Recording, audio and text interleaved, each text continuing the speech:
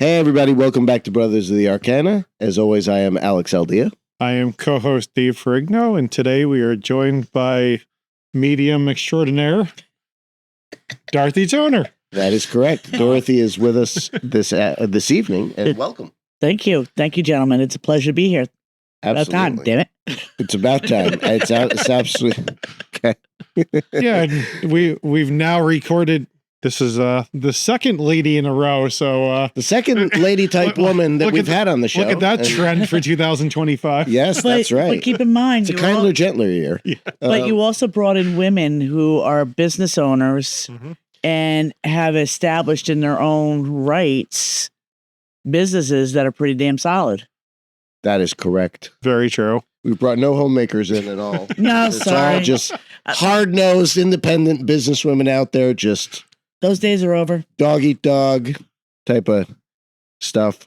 Great. Fantastic. Yeah, so... Last time we had Lauren on, and that was amazing. We did. And she was kind enough to leave us this bottle. Again, we have discussed Juicy Tits vodka, which is absolutely incredible. Corn vodka. Very sweet, very easy on the palate. Easy drinking, I would say. And Dorothy has previously poured some into her coffee, so this should be an interesting show. This should go very well. This should go very, very well. She's going from medium to well done. Thank you, folks. I'll be here all night. She said when in Rome, which she might literally be in Rome. Yes, we're actually in Homedale, but apparently Rome is another... That's a whole subject matter, boys and girls. So, interestingly enough, I had met Lauren through Dorothy years ago. Right. Yeah, many moons. And Dorothy and I have done many paranormal investigations together. We're part of two different paranormal societies. One being Revolutionary Paranormal Society based in Morristown, which is ours. And then we also are collaborating with Ghost Seekers International. Across the pond. Stephen McKinley over in London or wherever he's he's residing. London and Northern Ireland. Yeah, Stephen kind of jumps back and forth, but we've had some fun adventures and conversations with him. I've done a very, very fun hunt with him, Northern Ireland in 2020. As a matter of fact, that was one of the most interesting things. And funny enough, you did see that text message that the evidence that I produced on the 2020, somebody else got the same thing. Exactly. Okay. So let's jump right into that. Let's jump right into that. It's like, we'll go head first into the shallow end. Okay, we'll start. Well, yeah, head first. Don't try that at home, folks. Yeah, don't, please. All right. So, what do you want to know? As a medium, what would you say? You know, obviously, you've had these modalities and powers over time. You know, they've enhanced and increased. Yes. Can you just give us a backstory?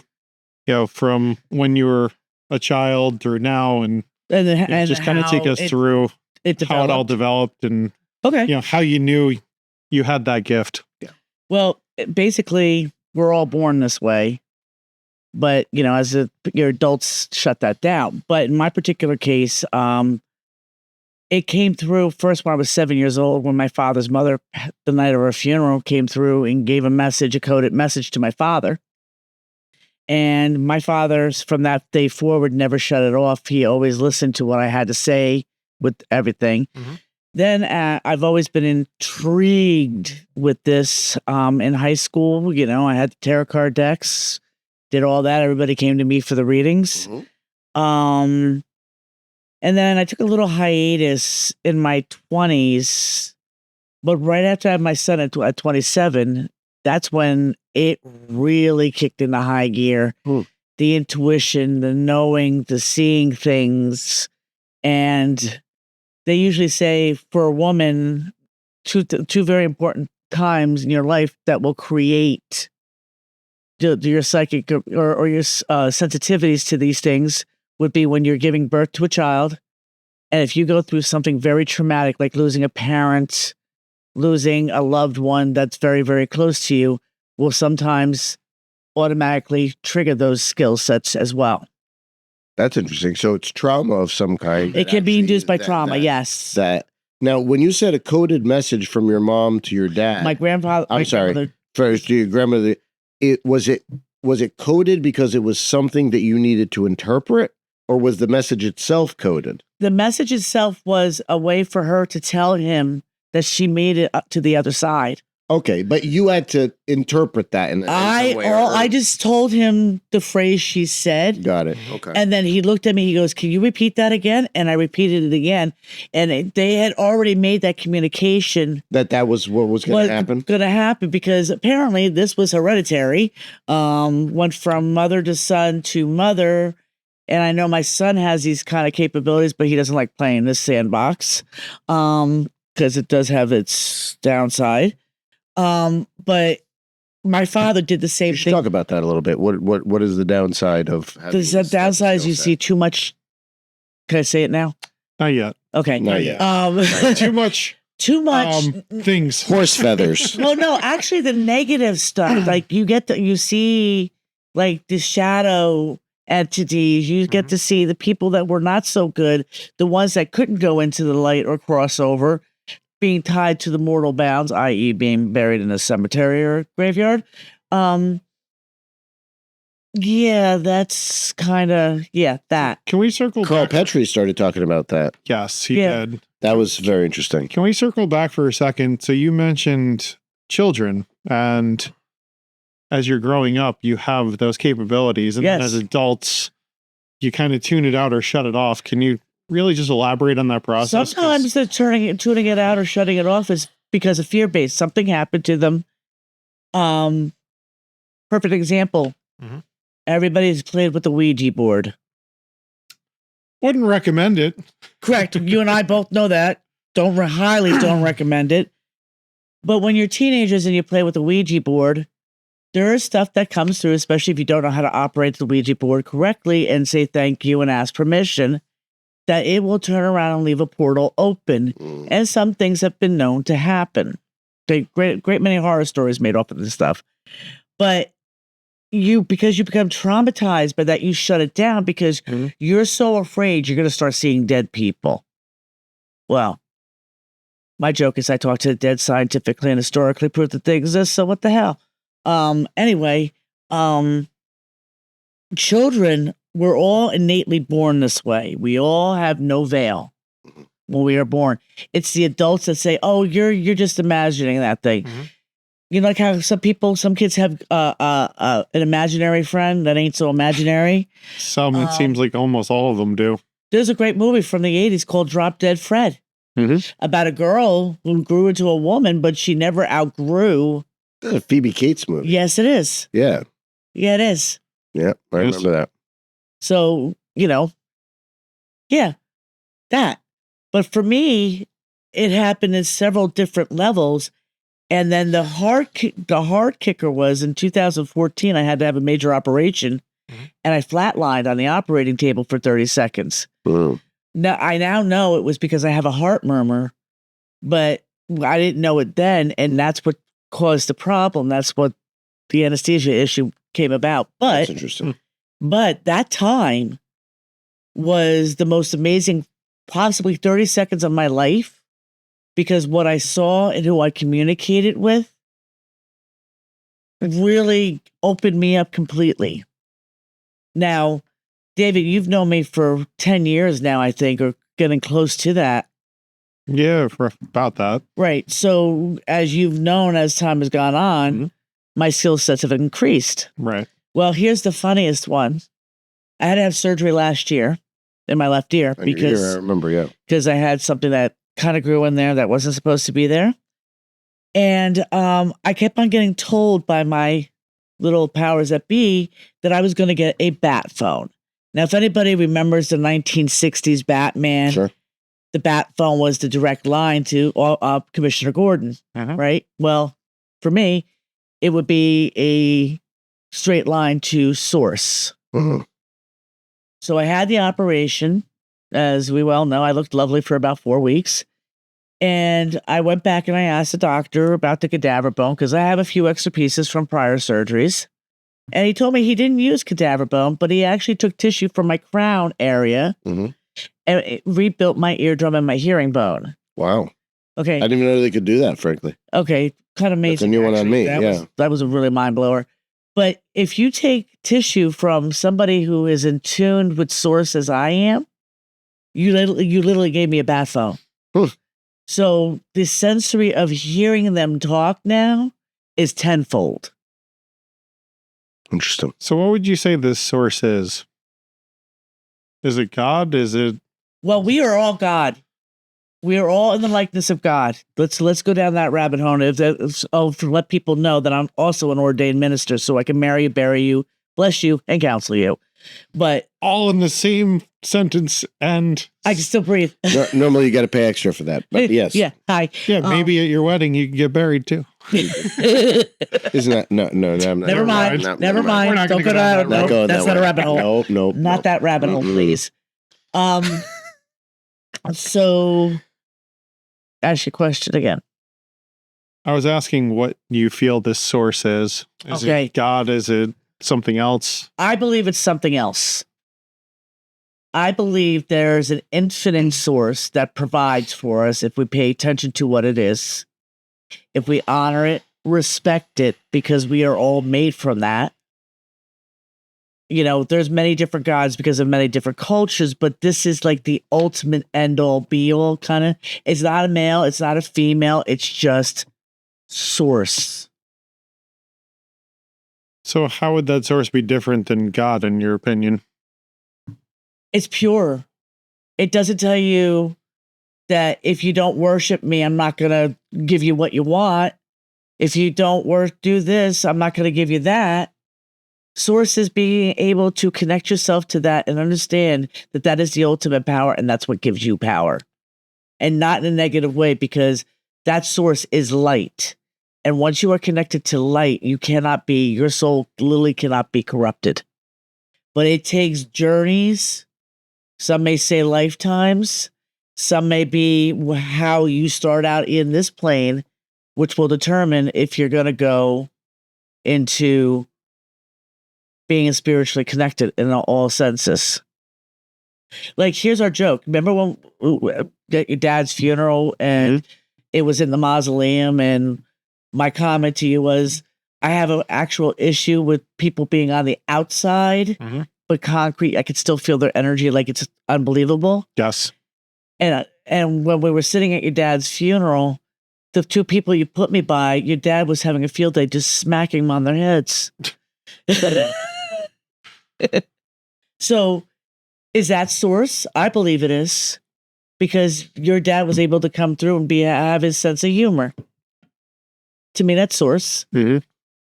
See, I guess the question then becomes, there's the Akashic Records that exist, right? Yes. Then you have, we've talked about on other podcasts, especially with certain guests like Eric Ireland and Chuck Dunning, to name a few. We looked at, this connection and oneness and, the non-duality, right? Like where you actually become one with the source or God. Correct. So it's not male, it's not female. But then from that perspective, are you saying in your beliefs, is there a God, but then there's also a source, or are they one and the same? Okay. If you go with the Christian theory, they would be two separate entities. But I actually debate that. I don't think that that's the case. Hold on. Okay, go ahead. Because every culture has different deities that they worship. Agreed. Right. Okay. So how can you say that one God is better than other gods? But if it's source, all gods come from that source. Correct.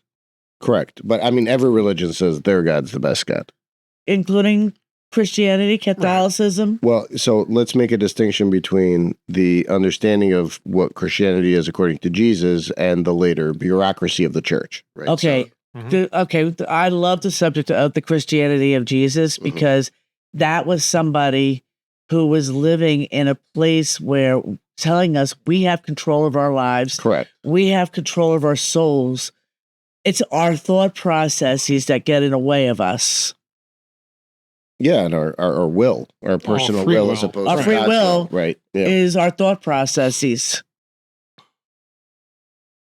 There's 3 types of brains up in the air. Okay. There's the common brain. There's your subconscious, which is below your brain. It stores extra information. Mhm. And then there's their higher conscience.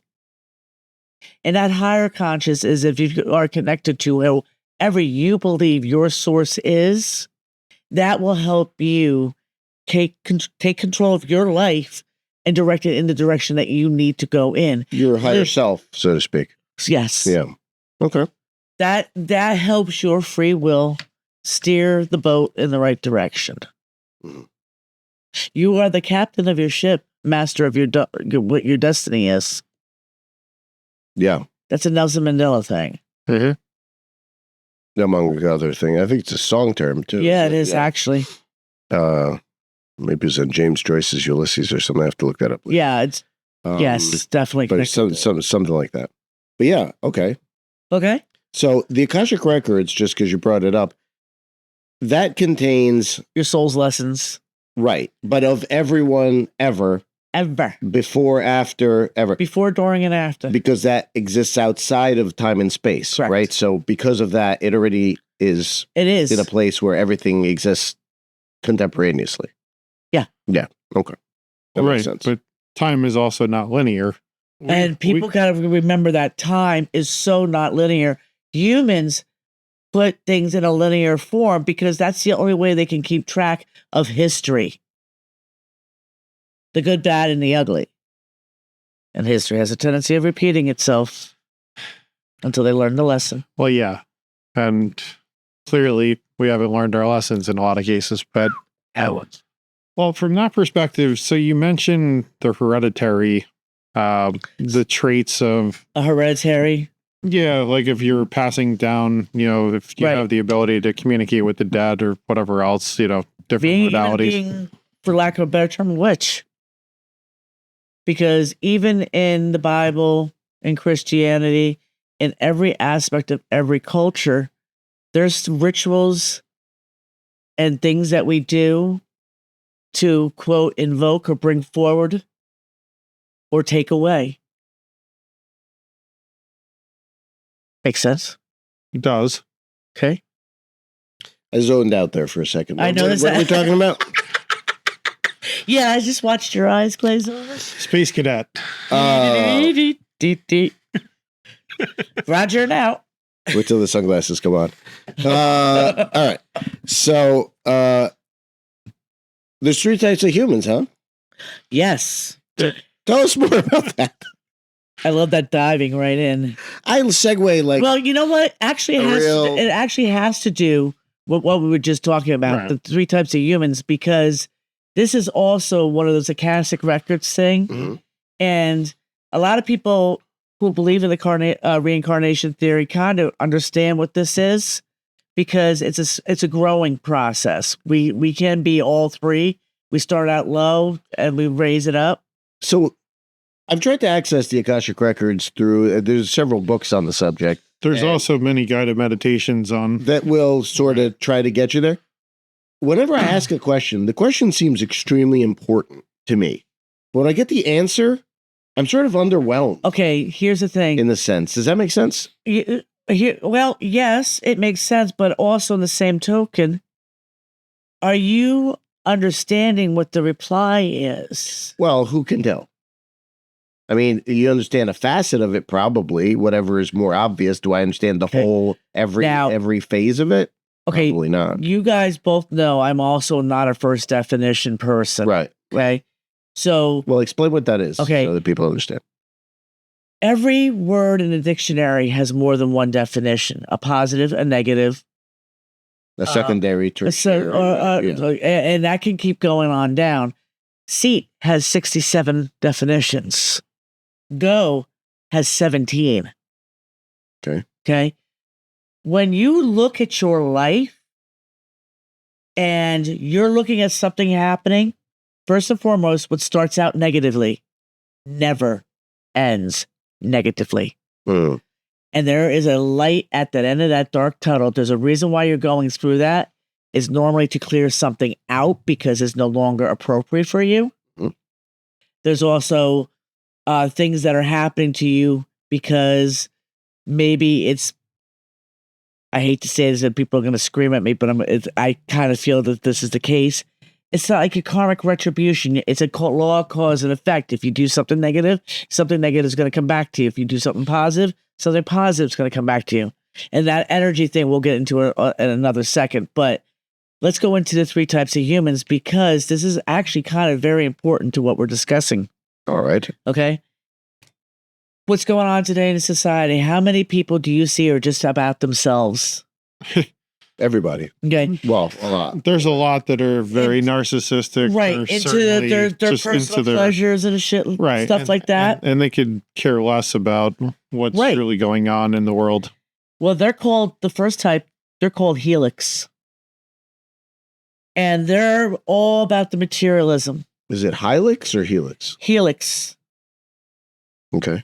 That's how it was enunciated. I listened to it 17 times to make sure I was saying it right. Only 17? What happens if you go with like 20? What if that's the iteration of go. Go. Ready, set? Okay. They shun the light. They're all about being dark. They're all about being mean. They're all about being disrespectful to other people. And we know a lot of them that just don't pay attention. They're called teenagers. No, there's some grown-ass adults that are like that too. Yeah. I'm sure. Okay? They're called narcissists. And they think they're always entitled and right. Oh, yeah, that entitled society. Yeah, that's their helix too. Now, the second type, they're called psychics, but not the psychics like me or, the traditional professional term that it is. They're actually the thinkers. But here's the thing. They can be corrupted, but their fate is not set in stone. And I'll explain why in a second. Okay. They are both dark and light. Their fate is not set in stone because they can go either way. Somebody can, if you are a psychic, and not the traditional sense of it, and you're debating on which way you want to go, you're kind of attracted to the dark, but you're also kind of attracted to the light. That's a very corruptible soul in my book. Okay? Corruptible. Yeah, corruptible, not corrupted. Right. Okay? Helix are kind of corrupted because they're very into the material and the mortal aspect of things. Now, when you say gray, you're not talking about the grays in terms of... No, not alien. No, not the alien thing. Well, because the grays were technically human at one point. Yes, they were technically. Right, yeah. Technically, yes, they were. They were technically considered part of the human species. What I'm talking about gray is if you're talking about spirituality, or even when you get into the occult and magic, gray is that fine line where you can go dark or you can go light. Like in magic, it's completely different versus an actual human being that way. And we're talking about magic with a K. Magic with a K, absolutely. We could delve into that a little bit later too. Yeah, they had to make sure it was a complete distinction. But some people, they can start going down the negative rabbit hole, but they can come back from that if they choose to, because they're the psychic type of a human being. Okay? Okay. The final one, and the one I like, because I kind of get a sense that I know I am, but I think you guys are too, pneumatics. Now, it's funny, I will talk a little bit more about the obviously that I call church later on and the work that I've done with that. But these are the spiritual types. You can't corrupt them. They're always with the light. Okay? They will make somebody who sees something dark, but they can see that they're on the border of, they can actually change that individual because that free will wants to be changed. Okay? Pneumatics are somebody like me because I'm all about the spirituality. People, and spirituality for me is not, oh, I believe in Jesus and all that. Okay, that's all fine and great and dandy, but that's not my belief system. My belief system is something where I honor source. I honor that positive energy. I honor, thank God I get up the next day. Now, that's a selfless thing, but I see a lot in society, people who say they're spiritual and it's all narcissistic. I mean, it's all very self-centered spirituality, you know, because it's basically spirituality on their terms. On their terms, correct. Right, exactly. Right. So sometimes it's kind of like, well, I don't want to believe in religion. I want what I want. So I'm going to pick from here. I'm going to pick from there and create my own thing that fits my ego. Well, you hope and pray that they don't have to learn the hard lessons that some of us had to learn in order to get to that place. I want to talk about that in a second, because the whole idea of learning the lesson.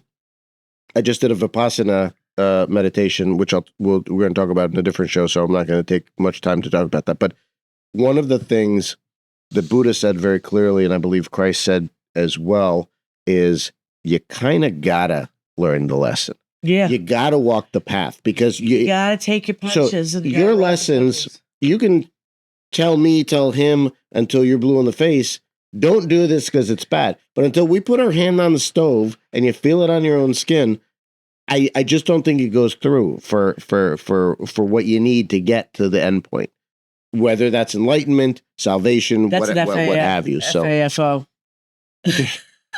Well, see, it's interesting you bring that up, because I feel like, how many times have you had some of your friends call you about, you know, a relationship issue or a job issue or whatever else, and they're sitting there and it's like, you to agree with them. They want you to agree with them. It's like you could talk to them till you're blue in the face. You could sit there and say, "What are they though, or are they just?" Or is it just some lessons diluted? I mean, you know, where's the line there? They don't want to. Tell me somebody who has gone through everything, asked for your advice, and didn't follow through, and still call you up and complain about the same damn thing. No, I believe that. Yeah. Okay. It's usually Dave. Yeah. That happens constantly. Just kidding. No, but my question is, are they doing that because they need to learn lessons, or are they doing that because they're irredeemable? Right? So that's two different things. Well, if the person that sits there and complains and complains and complains, you give them advice, but they still complain and won't take your advice, what do you think that is? But that's my point. Is it because they need to learn a lesson? No, they choose not to learn the lesson because, just like in Scent of a Woman, it's too damn hard.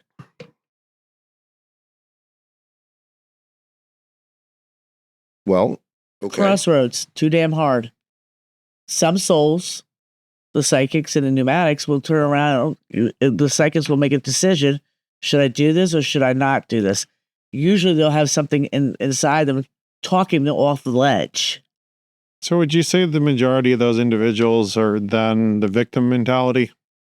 They're going to be the individuals that are just like, woe is me, why is everything bad happening? If they consistently complain and choose to do nothing about it, they choose to be the victim.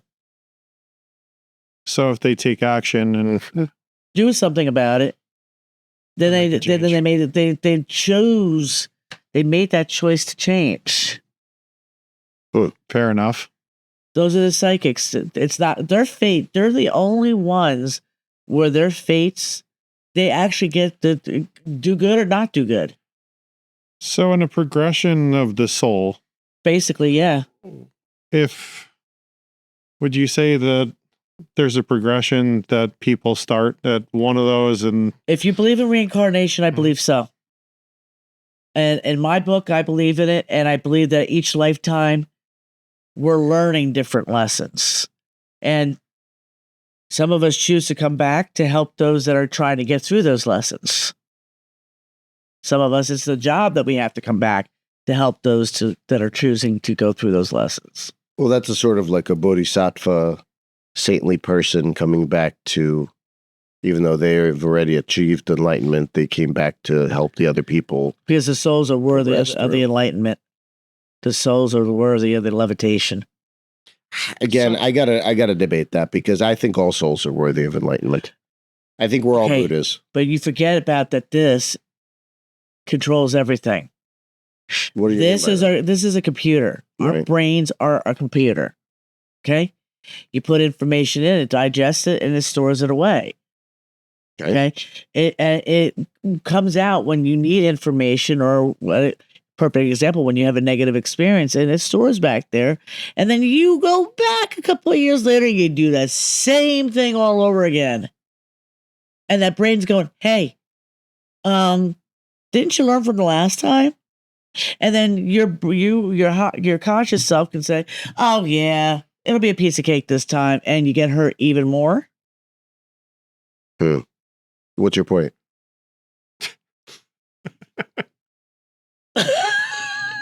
Wow. Get it? Got it? Good. Okay. So we're just going to ask questions and then our answers are going to be totally off the wall. Okay, fine.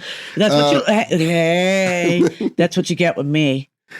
I'm seeing this. Well, yeah, but from that perspective, what would you say, you believe in reincarnation. So what would you say? Does heaven exist? Does hell exist? What about purgatory? Okay.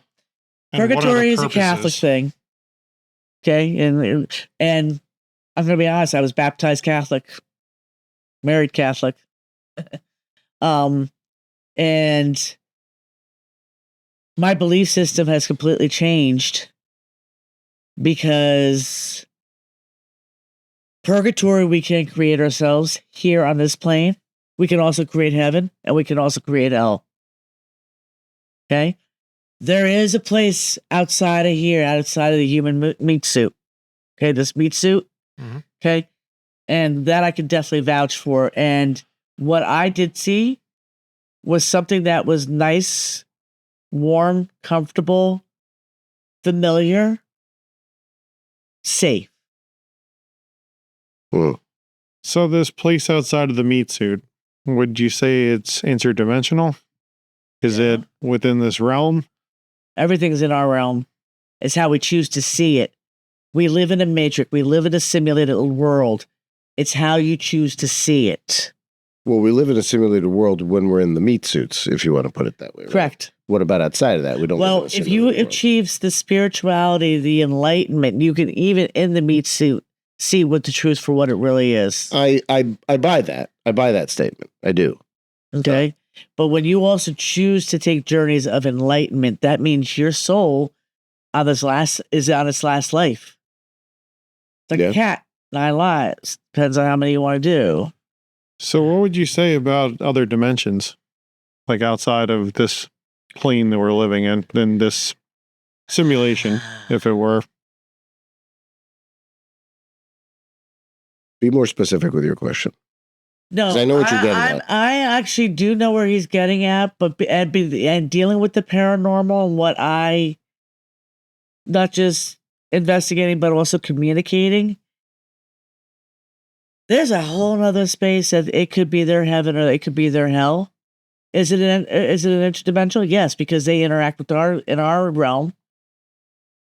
How many hauntings have you and I talked about and dealt with? And we know that the energy is on this side. It's not on the other side. Right. I guess the question is that energy mostly on another plane, but it's just crossing over into this realm? Yes. That cabin in the woods kind of thing. Yes. But also realize all this electricity and stuff like that helps keep it on this side. Gotcha. Yeah, because, I'm not saying you're not the UFO expert per se, and don't get into that too much. But I kind of actually believe in that. If you've seen some of the bugs we have, they're aliens themselves, those little suckers. Look at praying mantis. Yeah. And the jellyfish. Jellyfish are really weird. Well, what's interesting is the praying mantis is there's other alien species that people have seen on psychedelic journeying and such. The DMT journey. The mantids being one of them. Yep. Right? Look at the lantern bugs. Each year, as they morph, they turn into a different look. When they're little, they're hopping sideways. Tell me a bug that hops sideways. I can't off the top of my head. They do. Okay, but what's a bug specialist? Is it entomology? Entomology. Yeah, but we won't even get into arachnophobia, please. Whatever it is, I don't even know. But No, but the I'm point, sorry, Dorothy, I'm not a biologist. he just plays one on TV. I just play one on TV. Go ahead. Oh Lord. Oh Here's- boy. Yeah. Here we go. No, but I just find it interesting because if we are living in a simulation, and we've had other guests on, including somebody like Eric Mattson who worked for NASA. Oh, well, He talks about how a lot of these aliens, as we would call them, or UFOs, are interdimensional beings, and he gets into a whole description as to we're living in a 3D world, but there's 4-dimensionality sometimes. There's 5. Well, there's more. There's 12 as far as he's concerned. Right. Yes. Physicist, but it's It's like the chakras. his idea. Well, that's interesting. Yeah. Right. So I put a connection with that. yeah, Each chakra has a different frequency that you're supposed to be at. So would you say Very that those interesting. chakras are then tuning into those other dimensions? Yes. So can you elaborate on that more? no. Fine. Well, think about it. We're well aware of the top 7, which is your crown, your third eye, your throat, your heart, and your bottom 3, which is your sacral, solar, and root chakras. Okay, and if you do a Kundalini alignment, Solar sacral roost. yeah, solar sacral root. Right. If you do a Kundalini alignment, I'm trying to cut down.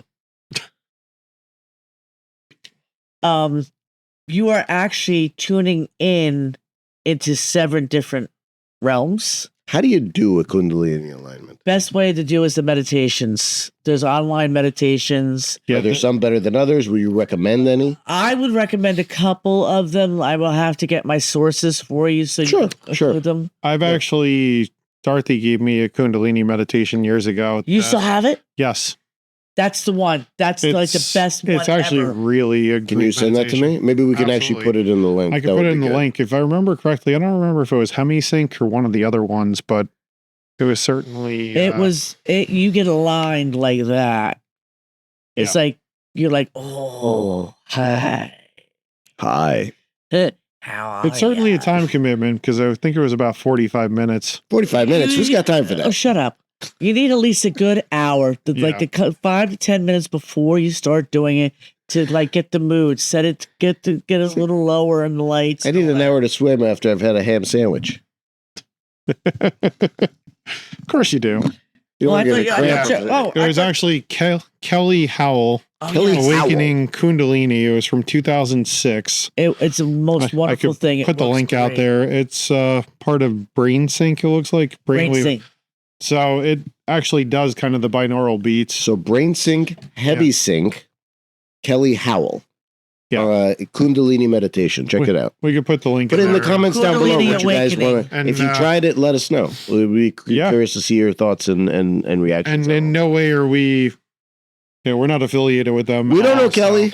We don't know her. No, but it's been But- one of my trusted recommend. I recommended this a long time ago, and it's helped many clients get realigned. And sometimes when you do a Kundalini realignment, it will actually shake off the things that have been like clinging to you that you can't figure out, like negative energy or a thought processes that you don't understand why you can't let it go. Even sometimes it helps with cravings.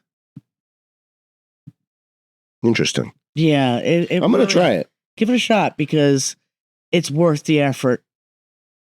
Because you feel it really. Yeah, the biggest thing is you definitely need... I would suggest wearing good headphones because You need the headphones. To go you back really and have to forth. block out the background noise. And Can I wear the iPad bone pods. conducting headphones? You know, Actually, that would help you better. yeah, I think it would actually... But that would still, you could still hear other Yeah, stuff. but though. you'll still. But when you use the bone conducting, it actually works its way through your whole entire system a little bit more effectively than just hearing the binaural beats. Because if you are like me, my hearing, I hear like a freaking cat. That's why I can hear all the paranormal stuff like gold now. But when I listen to music and even with my telephone, I have to have something bone oriented to hear. Shut up. Just shut up. Not saying anything. Moving on. Moving right along. Moving. All right. So let's go down this rabbit hole quickly. Oh, which one? We have about Look at David asking all the questions today. Oh, we're talking the paranormal. And Yes, things. that's true. That's his bailiwick. Yeah, That's, that's our specialty. That's more up my realm for the most part, but not to say I don't delve into other things. But Up your realm. Yes. Go ahead.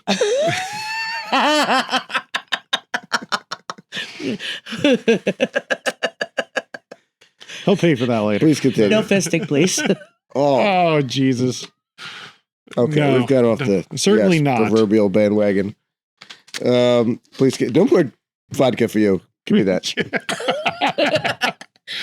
Yeah, that hit that goes quick. bye-bye now. Bye.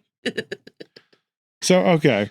Are you of the opinion that human beings came from another planet, Yeah. another realm, whatever Absolutely. else? So, I think we all came from different planets. Did we come from Mars? Or did we come through Mars Oh, it depends. before we got here? Okay. You know how I pointed out the 3 different types of humans? Yeah. It depends on what your seed planet is. That whole star seed thing? Yes. I'm not sure I buy that. Okay. Men are from Mars, women are from Venus. I buy that. Then there's the Palladian sisters, which is where I keep hearing that I came from. The Palladium sisters? Yeah, there's 7 sisters. It's a Palladian. It's a little, The Pleiades. yeah. Yeah. But then there's Sirius. There's what else? Orion's, the Orion Yeah. belt Orion's- system, Orion belt, syndicate, Orion's whatever belt. it is. A lot of people think we came to, there's some of our species. came Rigel, through Aldebaran, all those other stars. Not only Ryan's belt, but they also think it came through the wormhole, What wormhole? other dimensions. Other Well, so that's galaxies. what Eric's talking about. So everybody thinks that the aliens are extraterrestrial, and he's saying they're extra dimensional. Right. Yeah, I agree more with that than extraterrestrial. Because we are all extraterrestrial. Do you buy this whole argument by Zachariah Sitchin that we came through Mars, but then we're from Nehru, or whatever that? Yeah, whatever he said it was. Well, Make. You've heard it here, folks. It's actually a system called Make. Nanu. No, it's actually a system that's called Make. Live long and prosper. That's right. And they're very familiar with the Polynesian, that kind of environment. Easter Island. So you're saying these Mi'kmaq, they were responsible for the big heads on Easter Island? Yeah. Did they also create the Big Mac? Make. The Mac? The Mick Mac? Make. All right, okay. We're going down a rabbit hole badly. So This one's got no. So, what would you estimate was the time frame that this happened? Because there's a lot of theories out there. Like you look at the Young Adrias, about 13,000 40,000 years ago. 40,000 easy. There's also Because the archaeologists are finding some very interesting things that are definitely not from this time. no. And Definitely it's not. blowing their minds of evidence of the technologies that were all the way back then. And it was basically, and I truly believe that there was a reason why we had a reset, but it didn't work the right way. well, it seems like there's been more than one reset, Yeah. and some of our guests have theorized and posited that civilization's a hell of a lot older than what Yeah. history says it is. Eric even I go for between 40 and 50,000. believes that we were around with the dinosaurs potentially. There's actual proof of that, by the way. Yeah, There's some dude riding a triceratop or something, wasn't it? yeah. There was the Ica River stones, which I don't know. People say that they were made for tourists and they carved them after the fact. It's hard to say, obviously, nowadays with AI and everything else. Like, Well, that's like saying the But- Vikings didn't make it to Minnesota. well, we know the Vikings made it to Minnesota, and we, We know that the Templars made the it to Templars Minnesota. made it in 1362, I think it was. Yeah. Before That's- you were the Spanish. Before Columbus sailed the ocean blue. And Scott Walter actually discussed that in great detail with Great the Kensington detail with the Kensington Runestone. Runestone, yep. And, Yeah. they found Kensington, Minnesota. But, that's certainly a episode to go back. We're going and to have revisit. Scott on again, I Yeah. think, to really delve into a lot of these things in greater detail. I think that would be a cool idea. and we would like very much to have Randall Carlson on soon. Brian's also interested in having him on his podcast, so that would be something that I think would be really cool. Yeah, and I think Dorothy should sync up with Brian as well. I think I tried to make that happen, but for some reason it didn't. But I will try again. Timing's everything. We'll chat with them. Okay, Carl Petrie. When we had him on the show, I don't know if do you know him? Look, Okay, so Carl. joke. Oh, I didn't hear it. Moving on. Petri dish. Petri dish. Petri. The Petri dish. Yeah, the Petri dish. Or Tetris. Give me that. No more vodka out of you. Drink your water. That's what makes it fun. Got to stay hydrated. Anyway, the idea being when Carl Petrie had he was able to what? How would you call it? Like telepathically or psychically screen or view the dark. Well, he has remote view. He has remote viewing. He has remote viewing capabilities. Dark side of the moon. He said he got scared out of his wits at what he saw there. He will not tell us what it is. He will not divulge it. And he said he spoke when he worked with Ingo Swann at the CIA. They remote viewed a bunch of different stuff, including what's at the center of Antarctica, what's on the dark side of the moon, I guess the large pyramid that's in Antarctica or whatever they talk about. Talk about some of that if you would. Okay, well, it's funny when you talk about the pyramid in Antarctica. The first thing that came to mind is I don't know if anybody paid attention to some of the Transformer movies. Sure, especially the second and the third one. Mm-hmm. I have to go back and watch. The third one, I think, was the pyramids of Giza with the alignments and all that sort of stuff. And that you cannot tell me that was not alien made. The pyramids of Giza. Pyramids. The reason why they're lined up, and you see why they're lined up, is because they're being associated with the solar system. Oh, Orion. Yeah. Yeah. They were. It was aligned. We've been knocked off our axis by, I think, what is the percentage now? 2.4%. Right, there's a drift. Yeah, we're drifting off our axis, so that's why it's no longer. Yeah, because the axis wobbles. But the question being, have you remote viewed the dark side of the moon? Do you want? Yeah, and it's something I don't want to discuss because it scared the shit out of me too. And I just used that word. Well, what's so scary about it? Yeah, what's so scary? Because it's not just one life form, and it's not pretty life form. Lizards. Well, so we always, we try to twist Eric's arm all the time. Of course, we understand he's under an NDA with NASA and everything, but from what we deduced in the last show of the year, in 2024. It sounded like the moon was kind of a portal. It is. And if you actually watched the last season of Resident Alien, the funny thing is... It shows it. They showed the moon being a portal that things were coming through. And what's Resident Alien? It's a TV show on like sci-fi or... Netflix. It's actually on Netflix. Well, it's on Netflix right now, but it's from You're saying the moon's a portal to something else? How is it a portal? It has a gateway, built in? Remember, he kind of said it was like a wormhole or a portal to interdimensional. I understand that he said that, but how physically does it manifest? In other words, it's already there. You open a door and you walk through? It's already there. It's already there. But what's already there, and where is it on the moon? Could actually, from what was seen, a couple of us did this together. We all saw, like they show you in a TV show? Like if you're going a Stargate or like Stargate where it's like a little wavy. Right. Yeah. But you actually see things getting electrified while it's at it. No, but my point is it the entire backside of the moon that is this? No. It's a piece of the moon? It's like the center of the backside. It's like a temple in there or something? Is there a structure around it? Right. Something I think it's inner structure because they don't come out the other side, but they go in. Well, Tim Hogan talked about aliens coming in and out of the sun. Yeah, he said that's normal. They shoot at the back end anyway. What do you think those solar flares are? I don't know. Well, we thought it was actually the sun throwing off some kind of. Yeah, but there's a reason why. Oh, Dave. There's a reason why they're throwing off energy. Everything. There's a reason that everything happens. Is it just like Super Mario Brothers? Like, they're over there like. Dun, dun, dun, dun, dun, dun. Okay, we're human. We just live on this one little planet. Right. Okay. Do we though? Technically, no, but that's a whole nother show.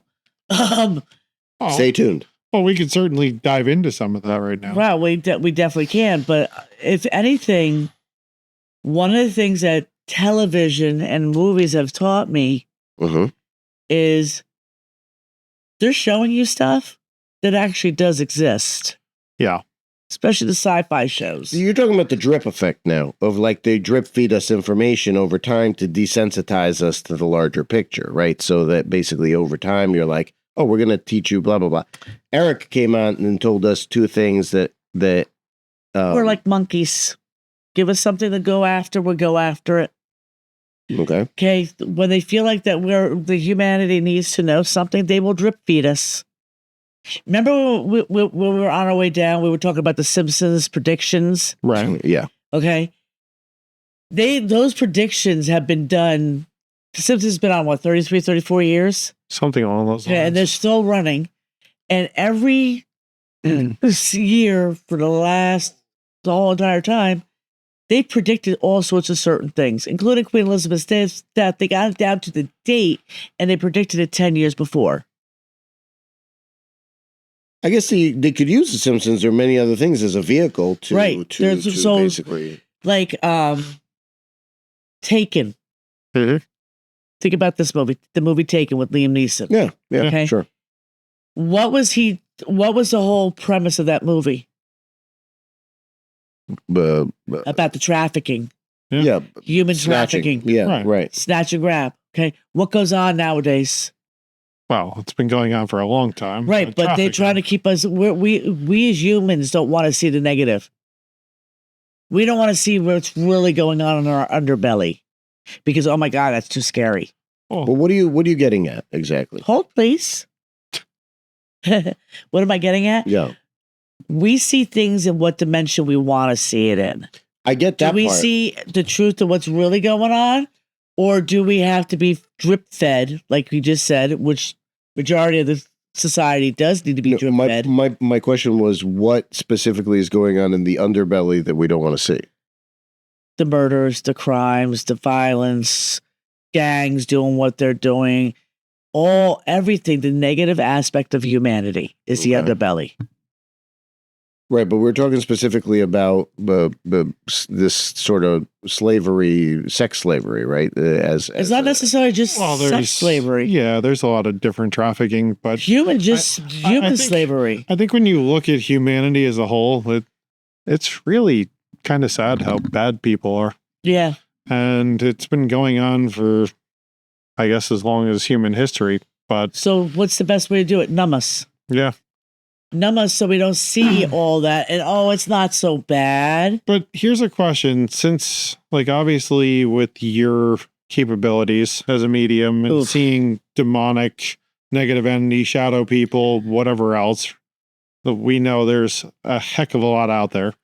And maybe we go down that rabbit hole later. But when you remote viewed this, whatever on the moon, the portal, what were you seeing that's so scary? Because yeah, we know that there's different interdimensional beings. There's the Greys, there's the Mantis, there's the reptilians. Humans.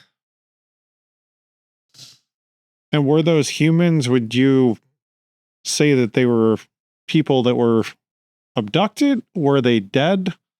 Because were they raised for the purpose of food? I hate to tell you this, but yeah. There was like a little... long pig. There was like a little section in one of the views that we saw that was like a hen house, but it wasn't hens. Well, it's women. And they were just being used for reproduction purposes. Like they gave them lobotomies so they didn't think. They used them for reproductive purposes to make food. So would you say they're capturing souls to do that? Or what exactly is happening? That's the part that that was the part that I couldn't understand. Is it a soul that's already passed on? Or is this a human that got abducted and they created this? Because on our last episode with Eric, the second one that we did with him, he threw out there, he's like, what if we're just food for, some aliens? Jupiter Descent with Milena Kunis and or Mila Kunis. Mila Kunis, Milena Kunis and what was it? Redmond, I can't remember the gentleman's name. He's been in Harry Potter and stuff. Jupiter Ascending. Jupiter Ascending. Oh, I haven't seen it actually. I don't think I've seen that either. Yeah, Mila Kunis, Sean Bean, Eddie Redmayne, Channing Tatum. Okay. Thank you for that. Tuppence Middleton. Yeah. No, we're good. Thank you, Ming. Appreciate that. Basically, they were harvesting. Ming Chen, everyone, the best producer we have. Awesome. Thanks, man. Absolutely. Come to Shared Universe and book yourself a podcast. But yeah, that they started harvesting humans and then taking and raising them for food. The females were to procreate for more food, and she basically set them free. Yeah, and here's the interesting thing. Eric said he felt the paranormal's not what we think it is. And I haven't had an opportunity to actually interview him about this yet. And when we have him back on the show. McCongdon tomorrow when he talks about his Templar, if you're going to go. Yeah, I'll be there. But I was going to say, I think, he said from what he saw with interdimensional beings, what he learned in NASA, and obviously, as Alex always alludes to, it's not like he's been kept current on all these things. Constantly alluding. Yes, you are. But, because he worked there a few years ago, so it's not like he's been kept up to speed on every development that's happened or whatever else. Look, and granted, who knows if he's gotten real information, if he's been fed other stuff just to see if he divulges that and, breaks an NDA or whatever else. It's hard to say, right? Here's my one problem with some of the stuff that Eric says, and we're friends, and I have said this to him. He was an intern at that point. Right. So interns are like mushrooms where you keep them in the dark and you feed them poop, basically. I mean, it's not exactly like he was at the top of the food chain in terms of what information. So he happened upon that information by accident. He happened to be in the right room at the right time. Right. So he signed this NDA, so he heard some stuff that scared the crap out of him. Okay. But that doesn't mean that stuff remains the same. It was told to him in one moment in time about what happened, and then now that could have changed, that could have been updated, that could have, materially altered in some way. He's not aware of it because he's not kept in the loop with what's happening currently. Right. Obviously the drip feeding and stuff like that. He was able to tell us some interesting stuff, like that some of the other aliens are silicon based and not carbon based, and that they have triple helixes and not double helixes in terms of their DNA, which I thought was very interesting. And a bunch of other stuff that we covered anyway, but we're getting too far afield on that front. Let's go back to the paranormal, where he thinks it's different. Well, yeah. So, I don't know if it's different. Well, he feels is different, but I don't know if it is. See, for me, I'm gonna kind of, because I've flatlined, so I've been dead. So that was the whole thing, that I could be on both planes at the same time. Right. Well, you've also reincarnated many times. So you've been dead in the scheme of things. So for somebody who's paid attention to her journey and her experiences and so on and so forth, paranormal, if somebody has a negative thought, they're going to make that energy kind of mean. We're all surrounded by energy. We all create it. What is Reiki? Reiki's energy. Right. What is pranic healing? Pranic healing is using your energy. So energy can be manipulated. And and even the dead can manipulate their own energy. Okay. So to that end, well, what I was going to say is, would you say that the majority of paranormal are souls that have passed on? And if we get into shadow people, there's a whole couple of realms of that one. And I think actually our buddy Stephen McKinley learned this when we were doing our investigation at Bottom Marguerite Friary. Mm-hmm. He couldn't understand why he felt being slapped. And one of the things I was asking permission, but I was asking permission telepathically, as some would see it, but I was actually communicating. Do you mind if I come in? And I got a yes answer. Oh, yes, my lad. Don't let him in because he's an idiot. They're like, oh, okay. We love Steven. He's not an idiot. He's not an idiot. He's a great guy. He's fun to work with too. So in my head, I was not privy to this stuff that you guys are talking about. But yeah. Yeah. So when you're talking about the paranormal, are you including cryptids? Yes, I'm including everything because anything that is manipulating energy so that the human can feel it, is paranormal. It doesn't matter if it's a gray. It doesn't matter if it's a ghost. It doesn't matter if it's a demon. It doesn't matter if it's an incubus or succubus. It doesn't matter. If they can manipulate that energy, it's automatically paranormal. So then from the demon perspective. Oh, that's my specialty. Let's talk about that's my jam. Yes. Certainly a specialty. I have the dictionary of demons at home. That's always a fun one to read. Light reading, right? Slight reading before sleep. Yeah. Maybe on the toilet. And who provided you with that one too? That was right. She did.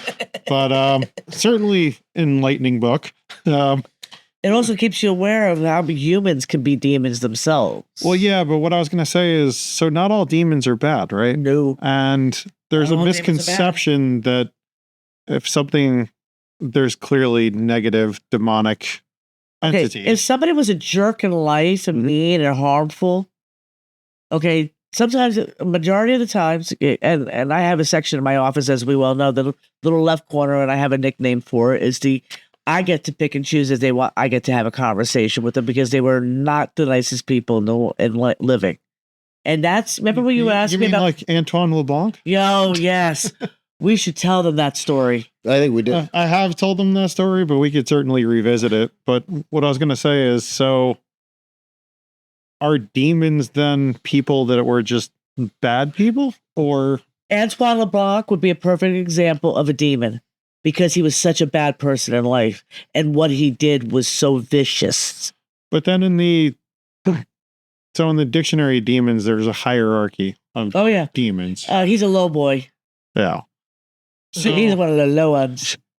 So in your opinion, when somebody passes on, they were a terrible person, did a lot of crappy things in life or whatever else, they're becoming part of that legion of demons? See, I got to debate this because my understanding is you can't be a demon just like you can't be an angel. Angels are angels, demons are demons, and humans are humans. Because the angels at least were created before humans and they're a different species than humans. That's the whole point of why Satan rebelled. This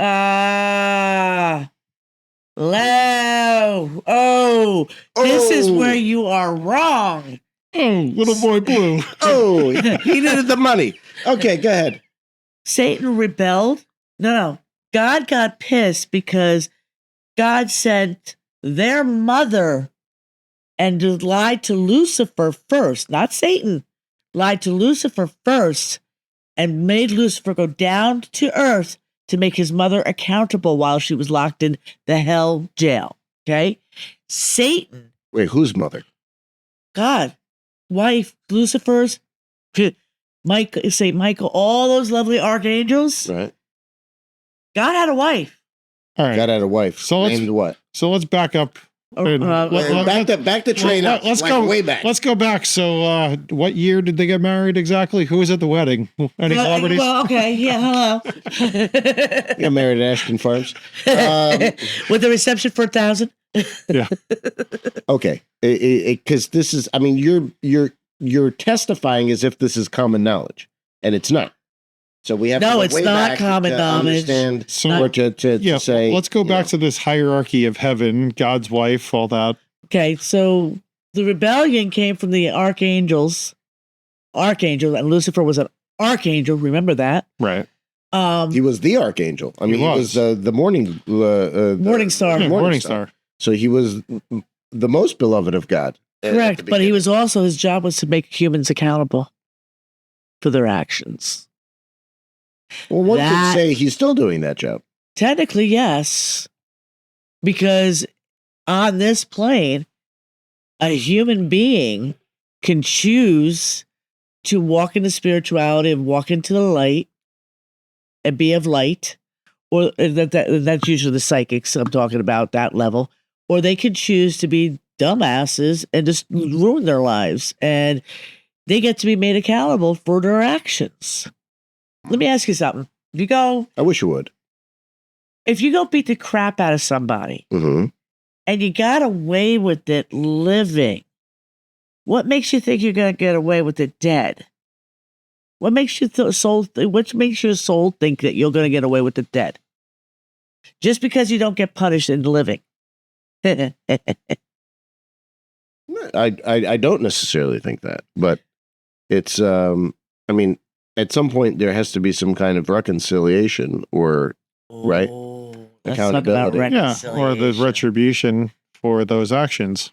Assuming you don't ask forgiveness or somehow defray the. Okay, but if you also don't take care of that karmic lesson or that lesson that you did, and you don't learn that lesson, you have to learn it, right? What do you think Lucifer's job is?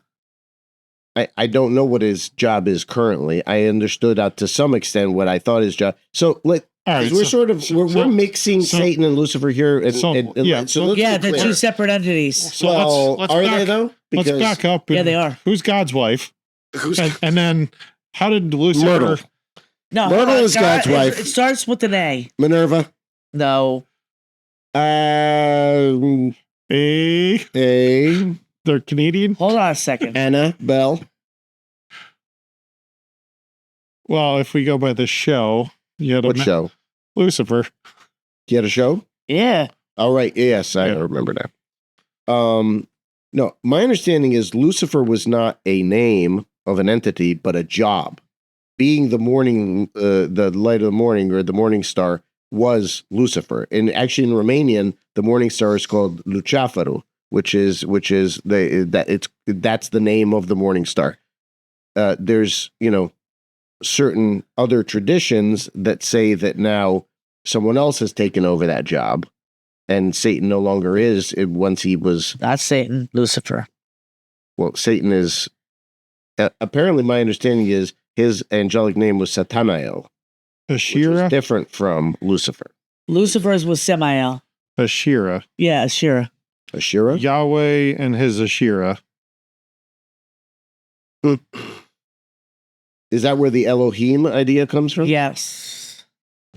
Elohim being plural for gods. Yes. Right? So, gods. Because technically Satan is also a god. Well, who said that? Christianity.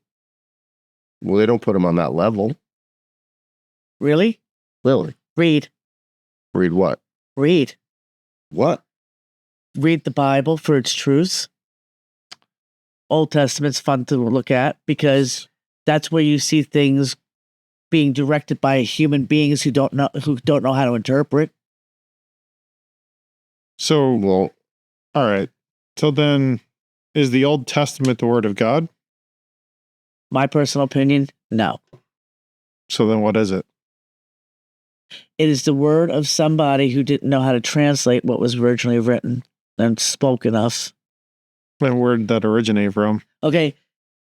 Well, if we go with the science theory of how humanity was created, okay, organisms, how do you think we all got here? From other planets, asteroids and shit? Yeah. Okay. And then there's some sort of an evolution period. Correct. Place, right? Or was it the Anunnaki? Where there was there's a huge connection with right. There's a huge connection with the Anunnaki and the creation of human beings. Okay. There's a humongous connection because if you really, really think about it, Adam and Eve, they were the only two on the planet and they procreated all these human beings. If that was the case, we'd all be incestuous. Yeah, a little bit. What makes you think we're not? Oh. Well, it depends. It depends. I came from the descendants of King Charlemagne, so oops. Good. I got you beat on that one. Smart ass. Vlad the Impaler, thank you. Oh God. Well, actually, he started doing that at a young age, and the only reason why he did the impaling was because he had to prove that he was a worthy leader. Well, he also had 3 different empires that were trying to rip his country apart. Oh, that's you true. know, when you have that, So when you start leaving, and when you start leaving those bodies out there, say, "Here, Dad, come and deck me." Hey, so that was the interesting part, because when Mehmet the Conqueror, the guy who conquered Constantinople, got to the borderline of what was at that point Wallachia, Yeah. the southern part of Romania, current Romania. He walked, and he looked out and he saw the forest of impaled corpses on both sides. He thought, "Why didn't I think of this first?" Because he goes, "This is amazing Brilliant. psycho warfare." So I mean, it's a horrifying thing, but He was very good at that. He was very good at that psychotic warfare. Anyway. So let's get back to this hierarchy here. enough about my answers. So Go ahead.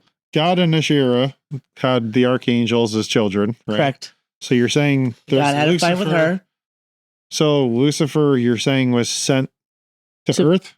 Sent to Earth to keep watch over her, because God sent his wife to jail, which was hell.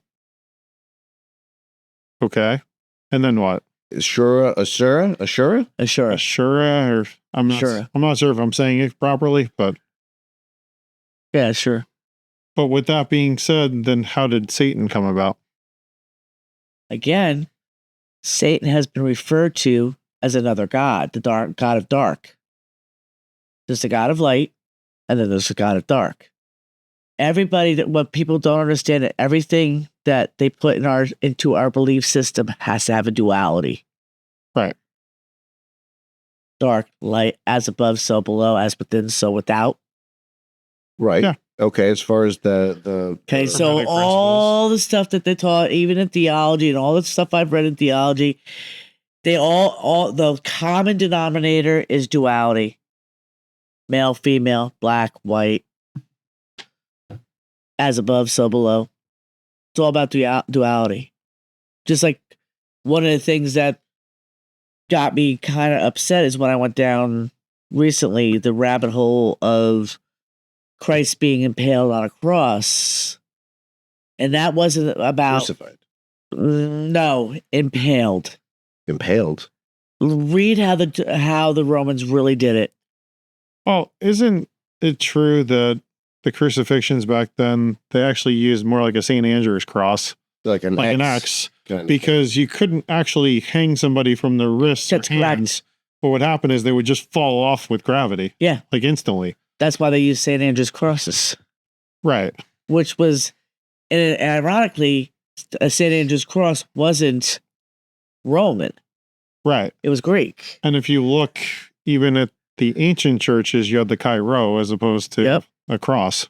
Yeah. And they say that if a person wears a cross, that you're actually binding yourself.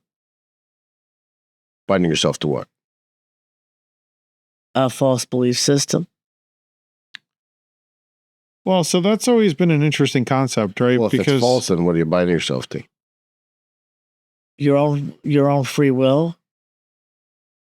You're saying you're negating your own free will. Correct. Okay. That's interesting. You're sacrificing your own free will. Well, so that's always been an argument too. If you have a cross or whatever else, isn't that technically an idol? Technically, yes. That you're not supposed to idolize? Well, that's where the whole idea of the piscus idea of the original Christian symbol of the fish right comes up, because that being this is an as above, so below yes. idea, hermetic principle. I think it's much more indicative than the cross. That's and much more in tune with metaphysics than the more modern understanding of that. To some extent, people criticize Christianity for being a sort of a death-worshipping cult kind of thing, because they make it all about the crucifixion.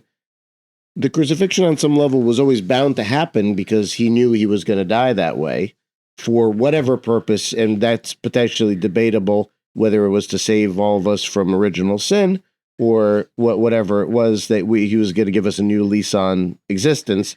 break us away from the demiurgic idea that I'm sure you're going to talk about of the who wrote the original, Old Testament kind of thing. Yeah, the Old Testament. Yes, that's the whole thing. But it's also interesting. By the way, I'm not saying I buy any of this. I'm saying we're going to debate it and we're going to talk about it. But go ahead. What I've been finding very interesting about that whole topic in and of itself, and as I go down, learning more about the Gospel of Mary Magdalene, the Gospel of Thomas, all the other things that they intentionally exclude out of the Bible, which has been rewritten so many times in translation versus interpretation. But the one thing I pay attention to is the Old Testament. If you really go down this rabbit hole and you pay attention to, you're not to honor any other God because I am a jealous God. Right. That kind of how no other gods before me. Right. But that also is a very vain individual. And if we are supposed to believe in light and that higher self, why would that be a vain individual? Well, vain individual is if you're thinking out of it in human sense. Well, yes. But again, I'm not first definition. Right. When I explain this as a vain entity, okay, Satan was a vain entity. It was about him. Okay, everything has a duality, dark and light. You can't have the light without the dark. Okay, so the Bible technically is a dark and light example. In the beginning, there was house music. No, in the beginning, we were created by a bunch of asteroids being smacked together, and woof, here we are. That makes less sense than anything. What do you mean? Two asteroids smack together and all of a sudden they create life? No, I'm talking about the planets. Oh. I'm going from the beginning, okay? It took them 7 days? Really? No, it didn't take you 7 days to make that. How many days did it take? How many times do you think an asteroid had to bang into this planet to make it a planet? How many times that Big Bang explosions had to go down? I feel like we're talking about a lot of forced sex references. Asteroids smacking at the Big Bangs and whatnot. Oh God! I just really went down about it. That one would not have been good. That would change this tune very quickly. But, I don't know. It's Well, all right. So. It's a belief system, and everybody has a different belief system. Well, sure. So how do you know which one's right? Well, I'm not one of those that will represent sacrificing an animal or a human being for the gods to make the gods happy. That's a crock of shit. Okay. I buy that. Okay. I think that was probably a misinterpretation. And by the way, that's in the old Bible where you're supposed to sacrifice a virgin or a lamb. Or a ram. Or a ram to honor God. Right. God doesn't ask for sacrifices of something living and breathing. Why would he need that? He doesn't need it. Right. And besides, if he was hungry, he'd go eat whatever he wants. Suppose so. True. Anyway, yeah. I mean, look, even in Hindu religions right now, you have on the altars they have little sweets and stuff that they leave for the gods to try to appease them or to gain favor. My Lakshmi and Ganesh get little goodies all the time. Right, but the point is, why would they need a couple of goodies? Goodies, it's food. It's already humanly prepared. Like Celtic, we believe in putting bread and milk outside your door. That's how you get ants. No, that's how you get the Fae to be in your favor and protect your home. Oh, damn crazy. So ants. I know. every culture has a different way to honor their gods. To honor, yes, and they did it but with not whatever sacrificing. Are you by giving the sacrifice was an honor too? In fact, in the Dacian culture with Zalmoxis, which was the first, I would say, monotheistic religion in Europe, they had games, much like the Mayans had the game, Yes. the ball games. Yeah. Well, they had a series of games, almost like an Olympics, horse races, archery, all kinds of other stuff, and then the best one. The one who won the games, who was the best warrior, the finest warrior, he would be sacrificed as an honor to the gods.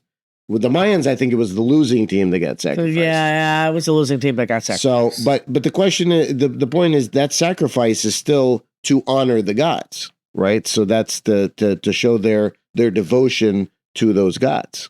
I would say that's an honor. But that was also a civilization that was a long, long time ago. As humanity, we evolved. And as humanity, we go, oh, this is right and this is wrong. We could do this, but we can't do that. But do religions evolve? I mean, I suppose they do. Some people don't want to admit that. Some religions do evolve, and some are steadfast in staying in their old ways. No, I'm saying irrespective of whether they want to evolve or not. I think they won't evolve. They don't want to evolve because that keeps control and discipline. Well, some religions are used as for control and discipline. All religions are used for control and discipline. But it depends on what control and discipline are we talking about. It doesn't matter. It's still control and discipline, whatever it is. I mean, whatever the motivation might be, you're still trying to control and or discipline someone to do something that you want them to do. The manipulation is there regardless, right? Am I wrong? No. What say you, Beardy? I say you're not wrong. Thank you. I appreciate that. I do believe that it's indoctrination. It's certainly a control mechanism, and doesn't necessarily make it bad, by the way, because no, the manipulation doesn't make it good either. No, right? It doesn't. It doesn't, because some people, again, mentally, and it has to do, like if we go back to earlier in the podcast where we talked about 3 different types of human beings. Yes, some people hold on to Christianity or being a good Christian to hide all the crappy stuff that they do. Right. Yes. But then there are people who understand what that's about, but they needed to keep themselves disciplined. I recently ran into a guy who's an atheist. That's even a religion. Oh, without doubt. Yeah. But they'll never admit that. They will never admit it. Never admit it. Jehovah's Witnesses is a religion. Interesting. Well, they'll admit that, I think. Oh, yeah, in a heartbeat. But the larger idea is, you had, and this goes back to, for instance, Crime and Punishment, Dostoevsky, where we had Raskolnikov, who was a guy who was I'm sorry, I'm talking about the brothers Karamazov, also Dostoevsky. One of which is a very religious guy, the other of which is an atheist, and the third guy is sort of an in the middle. There's a fourth brother, but that's getting into a different story. The idea is how Ivan, who's the atheist, talks about how he's a very moral person, even though he doesn't believe in a god, and there's very amoral or immoral people who are, and those are 2 different things, but who say that they're God-fearing, who do the rituals of whatever a church says, but have no God in their heart and still do bad things and then cloak themselves in this sort of religiosity. In hypocrisy. Well, certainly. Yeah, certainly hypocrisy. Certainly. So what do you think about that there? What say you? What say you? What posit you? It's interesting because if you do something that's bad to somebody, is that a sin? If you do something that's bad to somebody, is that a sin? Now, and hold on a second. The atheist thought process. Hold on. Go ahead. Okay. The atheist thought processes. Mm-hmm. Okay. Is it a sin? Oh, I heard somebody. Okay. Well, he doesn't morality. Okay, but he doesn't consider sin. Sin is a religious term. If you're an atheist, you don't consider religious things as being part of your decision-making process, right? Even though it is true a religion, but they would be looking at morality. But not as a sin. Correct, but I still think they would have I can't speak for atheists per se, but I think they would have some kind of semblance of right or wrong. Without doubt, but not as a sin. Right. Okay, so that's why I asked the question. Mm-hmm. Because morality, religion utilizes morality to manipulate. Yes. I think we covered that. But with the atheists, They don't use morality to manipulate. It is a very clear the right or the wrong. Mm-hmm. And there's that little line of gray. And they're okay with that little line of gray. Okay. Okay? They're not being told you're wrong, you're wrong, you're wrong, you're wrong. That's a sin, that's a sin, that's a sin. Because there's no such thing as sin. It's what we choose to do. It's our free will on what we choose to do. That's a left-hand path argument, my friend. Do what thou wilt is the whole of the law. Not buying it. Not buying it. It's in the Bible. In the Old Testament. Eye for an eye. Right. That's within the construct of a legalistic system. So there's still strictures on what you can and can't do. Correct. Well, so no. but correct. But how can somebody say within the confines of law, Mm-hmm. how can they say somebody say that because that person doesn't practice a religion is a sin? Say that again? Did you understand what I said? I think so. Okay. Do you want to I don't think interpret? he did. Give it a shot. My interpretation is that even though if you're outside the confines of religion, there's still that concept of right and wrong. So it therefore is almost a sin. And it's just a different definition. It's not the same. You're not defining it. It's like, obviously from a religious perspective, you would say it's a sin, but it's still just right or wrong either way. Well, it is right or wrong either way. But the larger point is, how does that tie into it being this whole do what you want, do whatever you want, because it's just a will-based argument. Because It's the whole concept of free will. Well, right. So yes, you have free will to do whatever you want. right. Fair enough. Okay, fair enough. So if you have free will to do whatever you want, why is it a sin? Well, should you do whatever you want? That's the question. You have the will to do it, but should you do it? There you go. Yeah. But who has the right to determine if it's a sin or not? That's a great question. The atheist would say only he has the right to determine that. Okay. And the religious person would say God has the right to determine that. Exactly. Yeah, you got it. Well, there you go. Because things can be seen in different perspectives. Doesn't matter if you're a religious person, a logical person, or a spiritual person. Well, it sort of does, though, because they're not equal.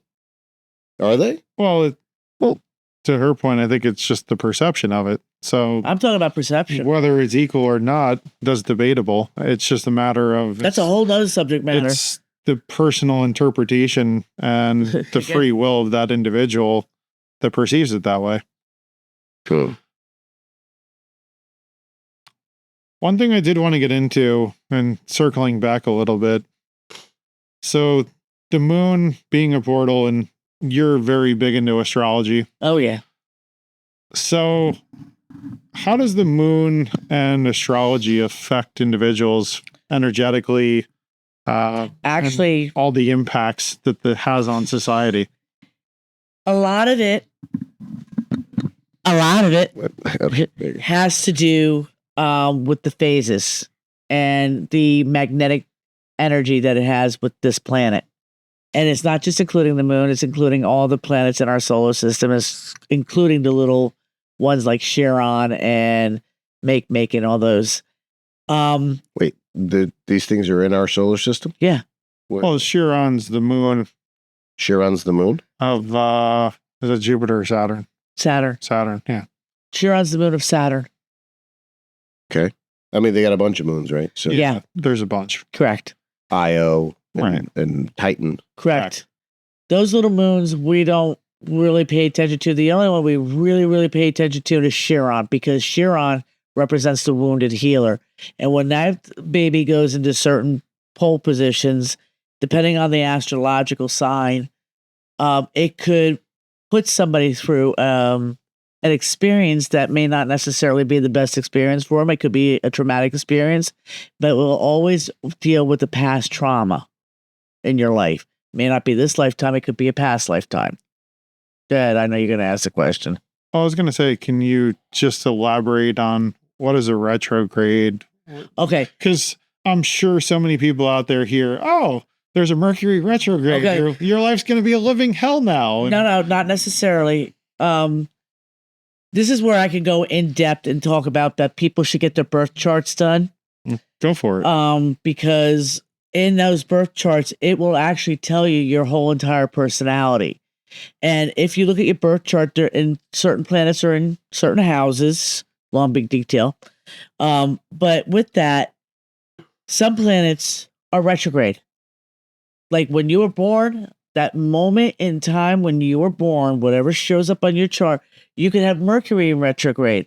And you could be somebody that when Mercury's in retrograde normally, you could be that one that doesn't have the electronic problems, that doesn't have the communications issue. Matter of fact, you strive and you thrive in that kind of an environment.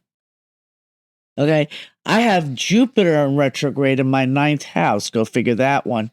I'm supposed to be extremely psychic because when Jupiter goes into retrograde, you actually get to see the dark side of things with people, especially in this line of work that I do. Say hypothetically, you get Mars in retrograde in your 7th house, a house of relationships. That means you're always going to have argumentative issues with a spouse, no matter what. Okay? Or it could be the reverse. It depends on what that partner's in their 7th house. If you get lucky that you have a Mars retrograde and she's got a Venus retrograde, you guys will actually get along. Okay, so when these planets go into retrograde, that's actually a better time for you. That's what people don't even realize.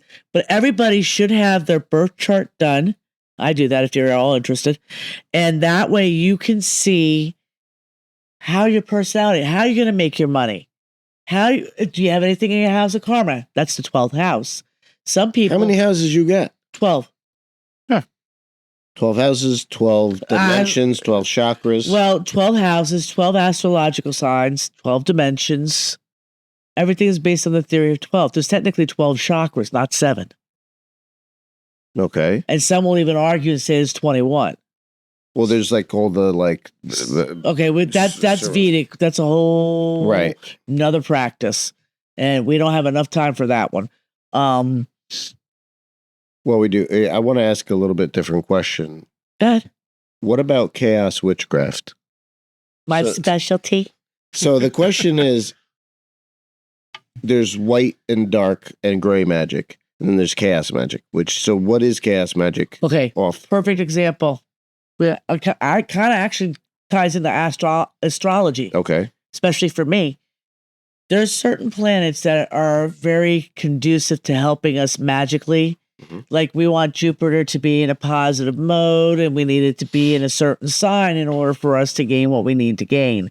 Like most conducive is when Jupiter's in Leo, Sagittarius, or Aries, all the fire signs. That's where you have a tendency of, if you do certain things, you can actually make more money during that time. Mm-hmm. Okay. If you're trying to buy a house, you want to go with the earth signs, Capricorn, Taurus, Libra. No, Libra's no, it's Libra's Virgo. Virgo. Libra's Sorry. I just lost my track. But so in order for you to, a lot of people plan their lives around their astrological charts and what's going on for them, because that's how they can make great career moves, plan certain things, including getting married or getting divorced or having a baby, all that sort of stuff. Astrology is like a lifeline. Interesting. Because for people who are trying to take control of their own world and they feel like they're getting stuck sometimes or they don't know which direction to go to, your astrological chart will actually help you with that. See, but isn't that, you could make the case that astrology helps you to exercise your free will, or you could make the case that it actually traps you in another dogmatic system that now you don't exercise your free will because you're tied to some other rules that somebody made up about the moon and the stars. Correct. You Right, could, so- but that again is a free will thing. Do you really want to learn about this and how to change your world for the better? Or do you want to be a dumbass and go down rabbit holes that you just keep screwing yourself with? Well, but that's almost a religious argument to make. That's not a religious argument to me. Well, to you, it may not be, but I mean, to It's someone else. scientific. For me, that's scientific. When you got something that's fact proven on paper, Mhm. and you can do that research, and you can turn around and go, "Oh yeah, that's definitely me," or well, and then somebody turns around, "Don't be stupid, that is you." You know, because sometimes ego gets in the way. And let's talk about ego for a hot second. Let's. Ego will screw with your free will every single time. Ego means edging God, or for some of us, goddess, out. And we are all in the likeness of God, whether you see God as a male or a female. In my personal opinion, God is androgynous. It is either or both, or none. Well, it's one of those. Okay. Here's the thing. We are taught Or none. we are taught in church that God's a male. Are we really sure about that? Who's telling us that God's actually a male? No. Men. Well, yeah. Okay. I- But if you really go back, Well, the and Druids even- told us there was a female goddess, yes, and they were men, and No, they were but- women. and they were androgynous. The Druids? They chose that you could be a male or female or androgynous. And androgyny has a long history through our cultures. Yeah, I mean, Because the androgynous Tahiti had ones- a third sex for, it still does, maybe, I think. Those people who were androgynous were considered priests or priestesses Hmm. because they were able to master their sexuality, Okay. and not in a sexual term either. Understanding that yin and yang, as above, so below, male, female, everything has a duality. Yeah. Everything has a duality, positive, negative. Even electricity has a duality. Well, and I guess the whole idea is that you transcend the duality to a non-duality when you go back to basically reconciliation with God. You got to be in reconciliation with yourself. We are God. We are God outside of our personal will. Yeah, I All would right. agree But with then that. how does the source come into this fold here? Okay, when we go back to the pneumatics, because we became very connected with understanding that energy and understanding that everything that starts out negatively never ends that way. But it also holds true that if you're living the life of the jolly person, everything goes great for you, and then all of a sudden you have a major catastrophe go on in your world, Mhm. how's that bode? Doesn't bode well. Correct. Well, no, It's but easier- her actual argument was just wait, because it will bode well Well, eventually. yeah. And Correct.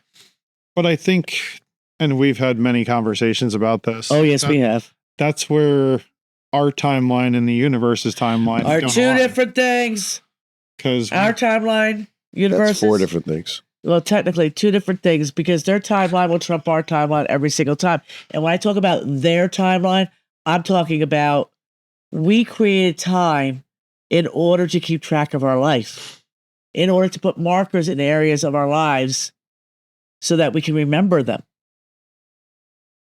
Yeah, because that differentiation allows us to in essence honor the various eras. I'm going to go simplistic on you on this one.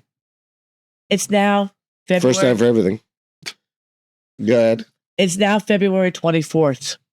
Literally, how Agreed. long ago was Christmas? Couple months back. well, yeah, And how two quickly now. did that time go? Pretty quick.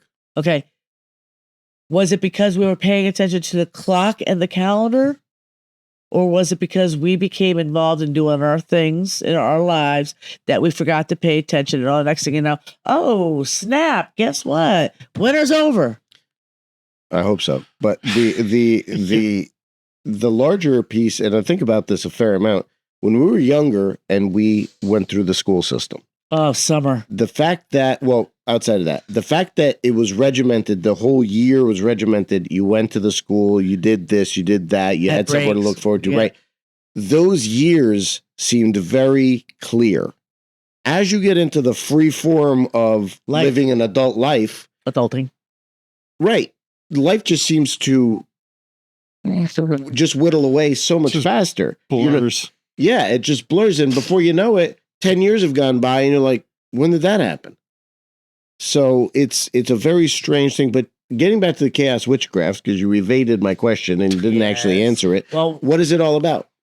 Usually when I perform doing chaos witchcraft, it usually is when situations are very tumultuous, planetary alignments, perfect when you're having a nice Mercury retrograde. It's always so much fun. Using that energy, and I'm going to actually use this word, but not for its definition, and manipulate it to make something go from negative to positive. Okay. So, perfect example. So it's using the instability of that moment to make it stable. Okay. And how do you do that? That's the trick. You have to master. That's the trick. It's not an instantaneous thing. It literally took me, if I tell you how old I am now, we're going to leave that out. But it's been over 30 years of being a chaos witch that it has taken me that time to actually master how to use that energy to set it in the direction that I needed to go in, contain it, and set it in the direction I need to go in order to create what I need to create out of it. So are you over there with like your Harry Potter wand and just casting spells? Actually, or what exactly is going on there? No. Normally for me, I do like a little setup with candles, and I have a whole little altar, my little statues of my deities that I feel that are appropriate for what I'm looking for. And I just sit there, I set the mood, set the incense, set all that sort of stuff, and I just concentrate on my intention. Okay. When you take in all the negative energy around you and you hone it into a concentration to contain it, to put something that's not so well, making it well again, that's the trick. That's the alchemy. Because when you can do that, you can create anything. I suppose, but and it also can calm your mind down. But how do you? I mean, do you use herbs? Do you use tarot for that? Do you use herbs? Do you? It depends on what I need. Ceremonial magic. I mean, what do you? It depends on what the situation is, but normally for me, I set up a whole altar. That's the first thing. Clean the area, set the altar up, use the appropriate color correspondence that I need for the particular project. Okay. And color correspondence, like see if I need to bring in more income, I would use green, brown, or gold. If I need to make my sensories much more clear, purple or silver. Love would be red. No, actually, love would not be red. Love would be pink. Pink. Because you want long term. If you want lust and quickness, red will do it, but it'll be done before you even just realize you had it. Those rocks banging away. Just a bunch of asteroids. Asteroids. Yes. So, like, if you need something to come to fruition, like a project you're working on, you would actually use an orange candle or an orange cloth. So for me, my chaos magic involves correspondent colors, candles, herbs, my little statues. I have a book of shadows that has some very interesting incantations in there that usually through trial and error, it works. So are you invoking protection spells and other things before you're doing all the freaking time? I have my salt circle. I have my Palo Santo. I have my holy water. Now, holy water, I need to go down this one real quick. There's a big difference between a holy water that you get from the church and holy water that a witch makes. Well, you make more like Florida water, right? No, I make holy water. Yeah, okay. As he well knows, I make holy water. And sometimes I'll say, well, if you go, like, I'm going to be going to Italy, so I'm going to be go hopping, go over to the Vatican, get myself a little bit of that. And I know that people go like, well, that's Catholic. Well, let's talk about where magic originally started. We created the Catholic religion. We hate to say it. Well, there's something to be said. I mean, Brian Moresco in the Immortality Key talks about how Christianity is a holdover from Dionysian cults in the Roman times, and we can break it down. Were actually priestesses, right? And so let's break it down about 5 steps further. Very specifically, Catholicism was created from paganism, right? Well, it was that's the other extreme of what we do. Reattributed, basically, right? Yeah. So being and my usually when I do mine, some of mine could take 20 minutes just to not after the setup. The setup takes me time. A lot of times, sometimes I have to go search for stuff that I need for a particular project. But I also pay attention to moon phase. Like if I want to bring something to me, it's a waxing moon from new moon to right before that full moon. If I want to take something out, it will be the 3rd day of the full moon to new moon. Everything's scientific. If I want to remove something, you got to go from when the moon's waning. When you want to bring something in, you have to do when the moon's waxing. And now I know I can see your wheels spinning behind those eyeballs of yours. Well, you're using scientific in a pretty fast and loose definition. What do you think magic is? What do you think herbalism is? Well, medicine. You're saying herbalism and medicine is magic.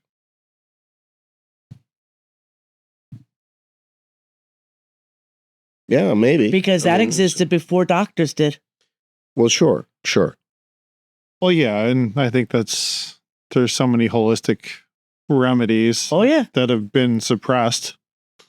Yeah, obviously the pharmaceutical industries wanted to make their money, and it's all about capitalism. But one could argue that the Earth's provided all the remedies that we ever needed. Correct. Yeah, one could certainly argue that. I'm actually talking to a witch that's over in England, and I'm learning more about herbology. Yeah. And medicinal plants. So, to that point, what about, psychedelics, other types of things with herbs? Oh. Okay, so this is an interesting topic because the psychedelics, that's going to open the subject up of DMT. Okay. I myself am a 420 participant, but it's also for the medicinal because I have the broken spine. But one of the things I learned that it not only does it calm me down, but it also helps me read better. Which is a big deal. And when you can calm yourself down and be able to focus like that, it creates something that can be of a very enlightening and a spiritual experience. One of the things that with psychedelics is, again, you have to use caution when you play with these things and do them supervised. Yes, we are grown-ass adults, but I also recommend that people do things supervised, especially if it's your first time around. The ayahuasca experience, that is, you do not do by yourself, because that takes you down a whole rabbit hole that could actually mentally screw you up. Okay, mushrooms are the same way.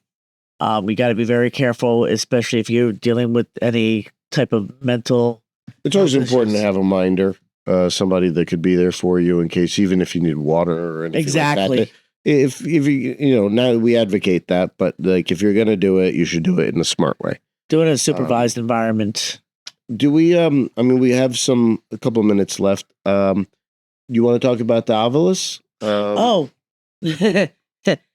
David and I, when I first discovered this, it was 2010. And thank you, Ghost Adventurers, Zach Brannon, or whatever his name is, cutie boy.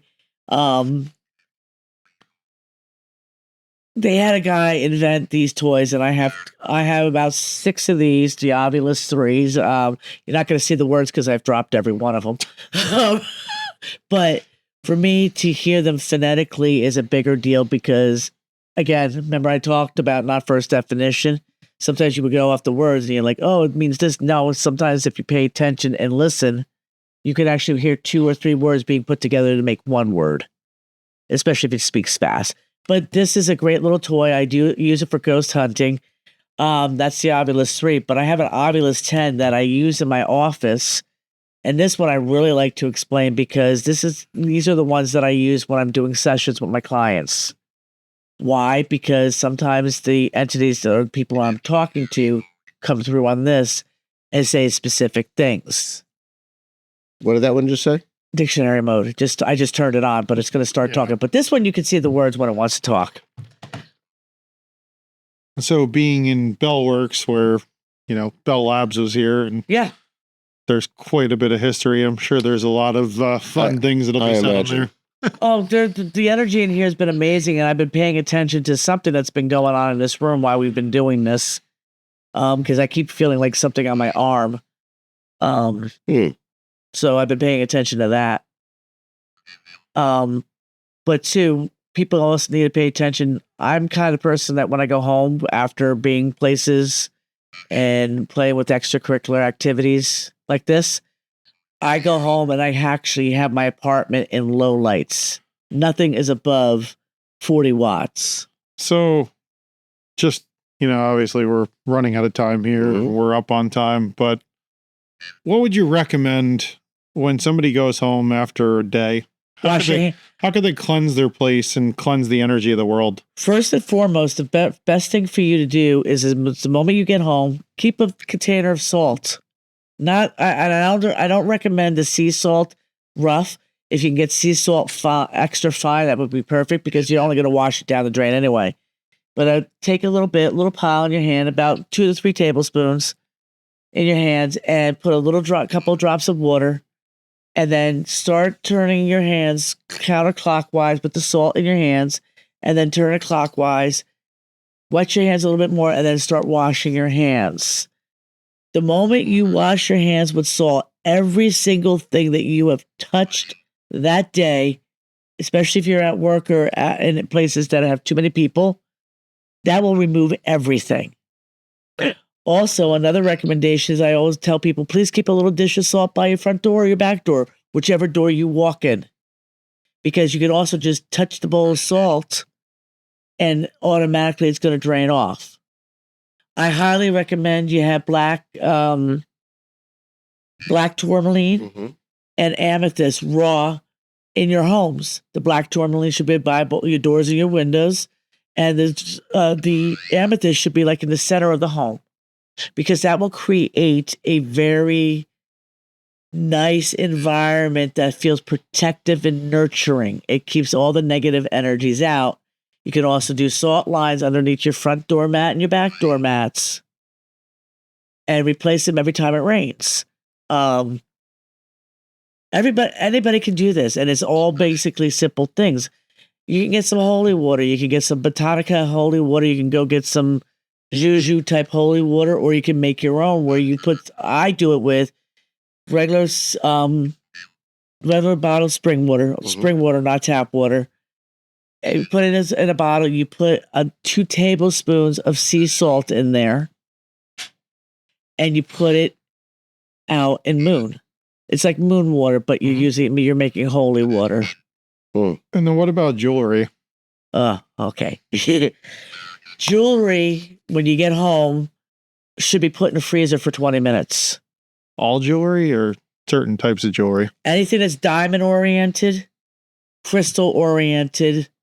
I even recommend if you wear the energy bracelets or the different types of bracelets and you're around a lot of people, 20 minutes in the freezer. Why? Because that breaks anybody else's psychic ties. That even if they were in your aura, in your personal space. And I also tell people, this is what I love. The moment you put them back on, those bands will reset to you, not to the outside energy. Okay. But couldn't you just use cold water? I mean, No. I've heard- No. It's got to be freezer. 20 minutes in the freezer. It breaks all psychic ties. What about if putting him in a bowl of selenite? Bowl of selenite will work if you Mhm. can't do the freezer, but ultimately the perfect thing is freezer. Oh, also, if you get yourself a little wad of selenite, keep it by your door when you come in and just wad yourself.